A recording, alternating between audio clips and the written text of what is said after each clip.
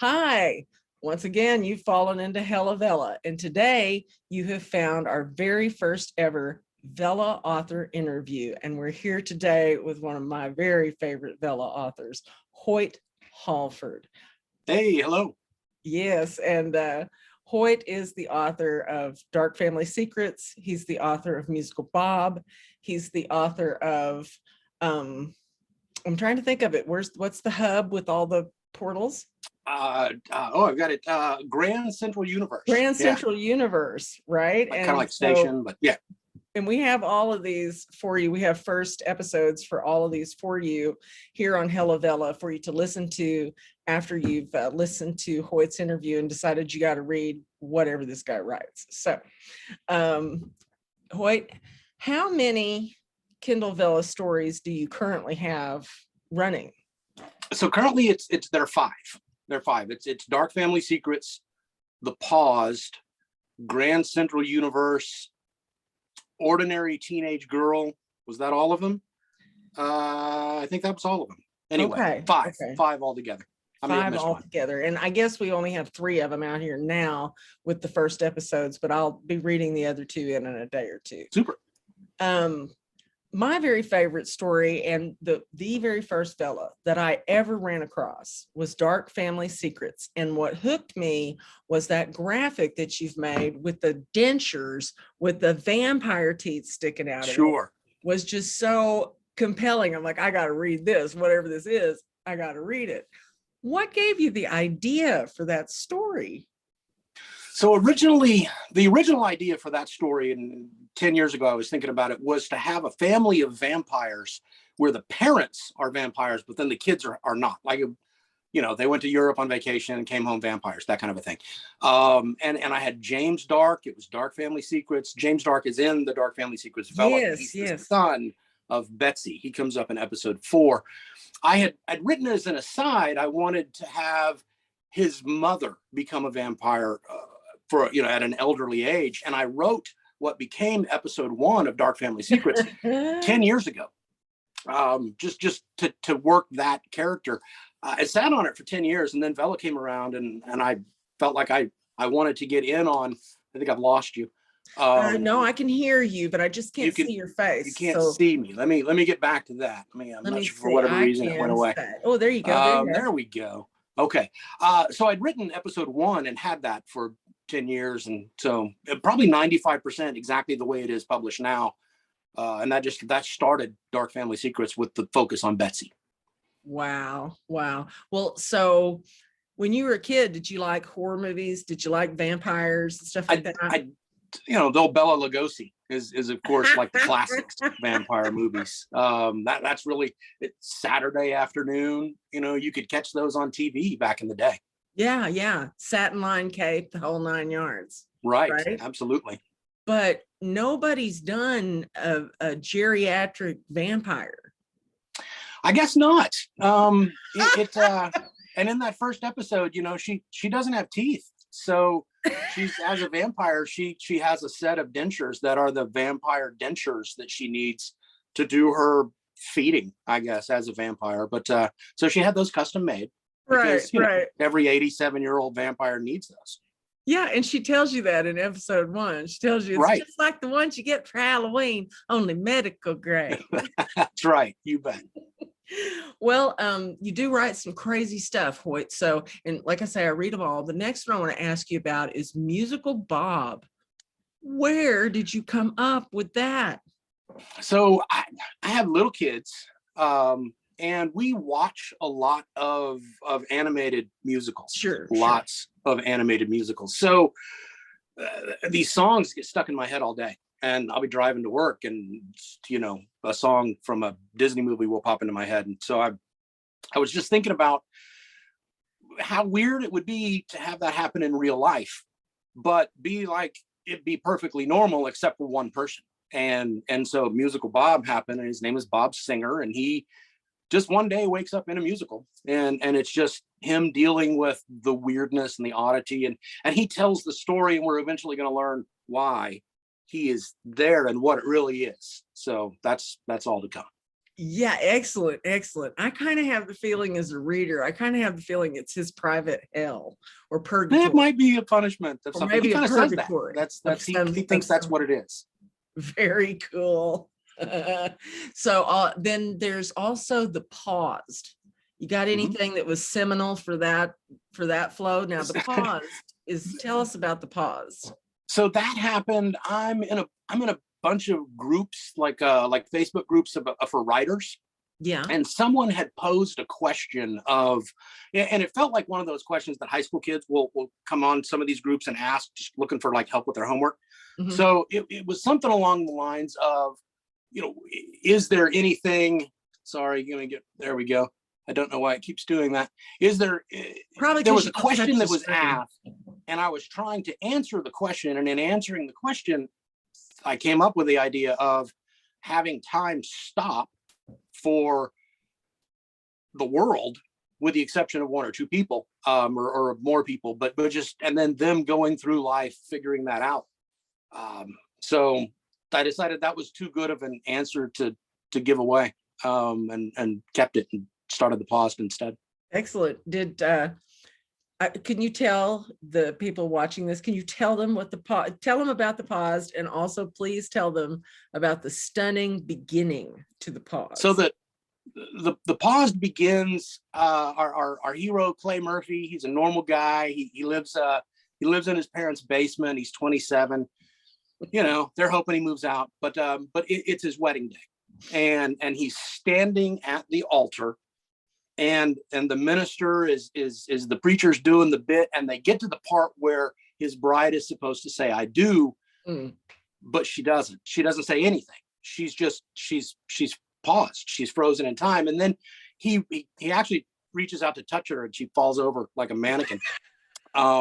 That's the And best. then we learned that she and his best man, the night before at his bachelor party, dropped the bombshell that they had been having a dalliance for months, and just wanted to let him know because they intended to continue and thought that he would be cool with it and join in. But he was going to go ahead and get married anyway, and Yeah. then right at the pivotal moment, the world stops. So he has to figure out why and what to do. I love it. And I love when she falls over because she's stiff as a board. So that's Right. really, really a fun She part. bounces. Yeah, she bounces. That's right. She bounces, the bouncy bride. I do love that. Okay, so then there's also the Grand Central Universe. I think I read that one in yesterday, and that one is really awesome as well. Can you tell us about that one? So that's the basic premise of that. It's futuristic. I had to have the all of my stories take place in the same little fictitious Oklahoma town, with the exception of Grand Central Universe. And there's a Shermer Alley, which is a little nod to Shermer, Alabama, or Oklahoma, the town that all these stories are in. But the world that this guy is in it's a giant cavern, like round room with a domed lid, a domed roof. The only way to get in or out of this room is through one of the tens of thousands of portals that line the exterior wall. Those portals go to other worlds. So this guy, Teo is his name, Teo, he's about to go through a ritual where he gets a tattoo, and then he has to go through one of these portals, and he's got a limited time. He has to go through the portal and retrieve something of value, and then that will determine, based upon the valuation of what he brings, will determine whether or not he lives life as royalty or lives life as a slave. And the slaves go through the worlds and they scavenge the things needed for the royals to survive. And that's kind of the beginning of that. And Wow. So he goes through the world and finds some stuff, and yeah. Now, what gave you the idea for this one? I have a little series of novellas, and in my office I've got the covers of them, and the cover is a portal. And I was just kind of spacing out at work one day and looking at those covers that I have hanging on the wall. I've got little I've got them hanging on the wall, and I was looking at this portal, and I was like, man, how weird would it be if that was somebody's whole life, was just portals, and that was the only thing that they knew was portals. Like the real world is the grand central universe. It's right, like a train station. right, And that's right, what right, this right. is. Yeah. It's like it's kind of like an island though. Did you say it was a couple of kilometers across or? Oh, it's yes, several hundred Big. It's big. It's like kilometers an tall. island, like a domed island, except there's just all Right. these portals, Right. right? Right. So that's their But they're world. That's these people's world. essentially squatting in that. It would be as if people lived in Grand Central Station, and it was the only world that they knew, and people went outside of Grand Central Station and brought in like building materials and foodstuffs and water and Now everything this is needed for those crazy. people to It survive. reminds me a little bit of Snow Train. You know I'm not that one? familiar with it. I'm not. No I'm not. way. I'll check it out. Okay, or snow something. Snowpiercer. Okay. Not Snow I've Train, heard for of it. I've God's heard the sake. name, but I'm not familiar with it. Yeah, very, very I mean, it's a very popular science fiction story, but it takes place Okay. in a limited environment like that is what I'm saying. That's the only Right. similarity I see is that so the Grand Central Universe is a limited environment where you go other places, and like Snowpiercer, the whole thing is on that train. Oh, cool. Yeah. You don't Yeah. see anything outside that train until the Interesting. very end when it derails and goes lots of Got it. Okay. I'll check it out. and it's pretty cool like that. But I mean, I just didn't know if that's the only. I can't think of another one that has that really limited sort of universe point of view now. But yours allows the people to go outside, and where they Right. go and what they retrieve determines their station in life. Exactly that. Right. Wow. Right. And it's a whole really us good. and them thing, and there's some shiftiness going on in the world of the Royals. So yeah. Well, you know, what a surprise. Could have had a heart attack and died from that surprise. Right. Right. And I think that leaves us with just ordinary teenage girls. Is that right? That That we is. haven't talked about yet. So we've talked about Betsy Dark. We've talked about Grand Central Universe. We've talked about The Paused. We've talked about Bob. Now we need to talk about Ordinary Teenage Girl. So ordinary teenage girl, I got that idea literally from a meme. So there's a meme that is a picture of Jason Momoa and another female, and then the woman that played the Khaleesi on Game of Thrones. Right. And it's Jason Momoa and this other female, and I apologize, I don't know her name. She's dark complected, bigger than the woman who played the Khaleesi. And the meme says that this looks like a college girl who's desperately trying to hide the fact that her parents are underworld demigods. And I thought, oh, well, that just sounds perfect. So that's the plot. That's literally the plot. There's a girl named Olive, and she's quite literally trying to hide the fact that her parents are underworld demigods.